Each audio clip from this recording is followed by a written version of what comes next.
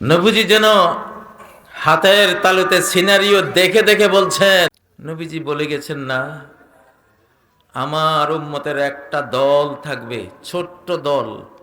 লা তাজালু তায়ফাতুন মিন উম্মতি মানসুরিনা আলাল হক্ক লা ইয়াদুররুহুম মান খালাফাহুম ওয়ালা মান খাযালাহুম।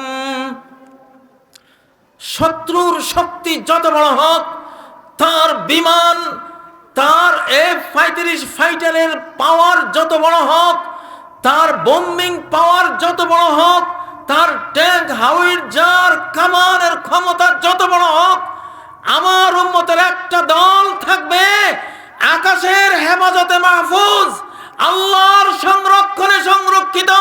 পৃথিবীর কোন শত্রুর ক্ষমতা নাই আমার উম্মতের ওই দলকে নিচ্ছিন্ন করবে, এই ক্ষমতা তাদের কারো হবে না।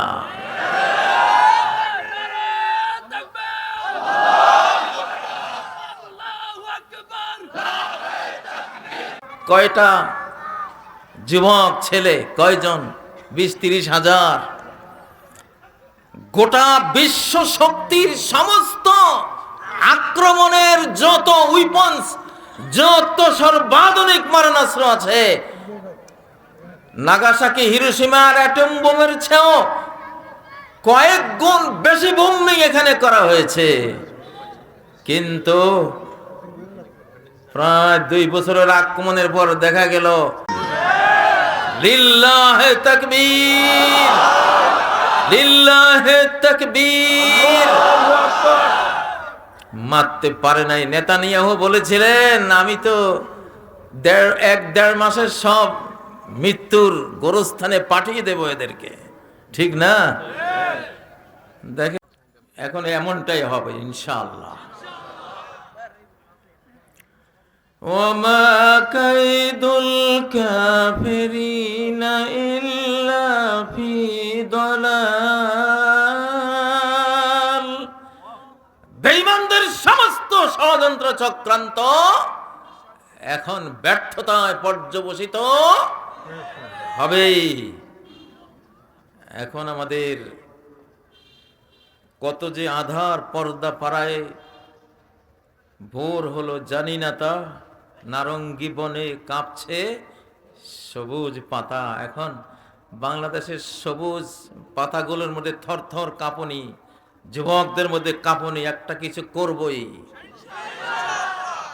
সারা পৃথিবীর মধ্যে বাংলাদেশ এখন যুবশক্তি, যুবকের সংখ্যা 1 নাম্বার, 1 নাম্বার। এত যুবক, এত কালো চুলের সমাহার পৃথিবীর কোন দেশেই এখন কোন সমাবেশে নাই। আল্লাহ তাআলা এই জন্যই বাংলাদেশ দিয়ে গোটা বিশ্বকে এখন কোরআনের ছায়ায় নিয়ে আসার একটা সিদ্ধান্ত আল্লাহর আছে। ইনশাআল্লাহ আমরা এটা বিশ্বাস করি, আমরা এটা মনে করি। প্রিয় ভাইরা, একটা দলের, কোন গোষ্ঠীর পতনের কিছু সিম্বল আছে, আলামত আছে।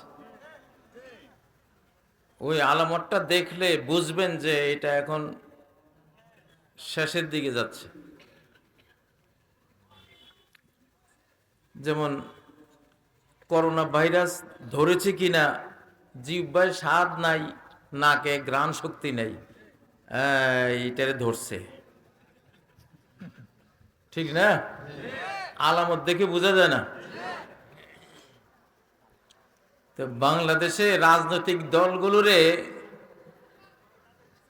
করোনা ভাইরাস টাইপের ধ্বংসাত্মক কোনো ভাইরাসে ধরেছে কিনা এইটা বোঝার একটা জিনিস আছে, আলামত আছে, সিম্বল আছে। সেটা হলো কোন দল আলিম ওলামার বিরুদ্ধে বক্তব্য দেয়া শুরু করেছে কিনা। যদি শুরু করেছে তো মনে করবেন যে শেষ।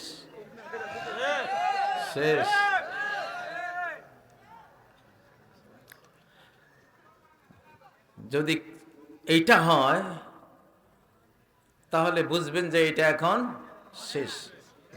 আমি আশা করব বাংলাদেশের কোন দল, উপদল, ছোট দল, বড় দল, কেউই এই সর্বনাশা ধ্বংসাত্মক এই ভাইরাসটা নিজের দলের ভিতরে রাখবেন না। যে আলেমের বিরুদ্ধে কথা বলা শুরু করেছেন, এখন আলেমের বিরুদ্ধে কথা বলা মানে নবীর বিরুদ্ধে কথা বলা। কারণ নবীদের লাগানো বাগানের ফুল এক একজন আলেম। ইন্নামাল উলামা ওয়ারাসাতুল আমবিয়া, নবীদের হেরিটেজ, তাদের আদর্শের উত্তরাধিকার, তাদের রেখে যাওয়া ঈমান, তাদের রেখে যাওয়া জ্ঞান, তাদের রেখে যাওয়া রাষ্ট্র ব্যবস্থা, তাদের রেখে যাওয়া সব সমস্যার সমাধানের যেই প্রাণ কেন্দ্র আল কোরআন, নবীর সুন্নাহ, এই হেরিটেজ উত্তরাধিকার গুলো কাদের সিনায় আছে? আলেম। আলেম বিদ্বেষী মানে নবী বিদ্বেষী, নবী বিদ্বেষী মানে আল্লাহ বিদ্বেষী, আল্লাহ বিদ্বেষী মানে সে আবু জাহাল, আবু লাহাব, উতবা, সাইবা, নমরুদ, ফেরাউন। তাইলে বাংলাদেশে আমি কিছু কিছু ইদানিং কিছু নারী, কিছু পুরুষকে দেখতে পাচ্ছি, তারা বলতেছে আলেমদেরকে নিয়ে কিছু দুর্ভাগা ফ্যাসিবাদীদের মতো একই বক্তৃতা একটু একটু করে শুরু করেছে। এইটা ভাই, এইটা দিল্লির বক্তৃতা, বাংলাদেশের না, বাংলাদেশের না। কারো ছিলে সিন্নি খাইলি মোল্লা চিনলি না। অর্ধ পৃথিবীর এই যে বিশাল মুসলিম জাহান, এটা আল্লাহ নবীকে দিয়েছেন, নবীদের পরবর্তীতে আলেমদের হাতে তুলে দিয়েছেন। এই বাংলাদেশ অর্ধ পৃথিবী, এই মুসলিম সাম্রাজ্য, সূরা আন-নিসার 54 নম্বর আয়াতে বলেছেন, আমি কাকে দিয়েছি এই অর্ধ পৃথিবী, এই বিশাল সাম্রাজ্য। فقد آتينا آل إبراهيم الكتاب والحكمة وآتيناهم ملكا عظيما। আমি ইব্রাহিম পরিবার, মুহাম্মদ সাল্লাল্লাহু আলাইহি সাল্লামের পরিবার, এই নবুয়তি খানদানকে দিয়েছি কোরআন, দিয়েছি হাদিস, আর এই দুটা বাস্তবায়ন করার জন্য দিয়েছি মুলকান আযীমা, বিশাল সাম্রাজ্য। কাকে দিয়েছেন? আলে ইব্রাহিম মানে নবী, মানে নবীদের পরের আলেম সমাজ। আজকের সৌদি আরব, আজকের পাকিস্তান, আজকের বাংলাদেশ, আজকের ইন্দোনেশিয়া, আজকের এই যে বিশাল মুসলিম জাহান, এই গিফট আল্লাহ এক বন্ধু, তিনি আরেক বন্ধুকে দিয়েছেন। সেই বন্ধুর নাম হযরতে ইব্রাহিম আলাইহিস সালাম, সেই বন্ধুর নাম হযরতে মুহাম্মদ সাল্লাল্লাহু আলাইহি ওয়াসাল্লাম। তাহলে এই সব মুসলিম মানচিত্রে বসে আলেমদের বিরুদ্ধে কথা বলা মানে হলো নিজের পায়ে নিজে কুড়াল মারা,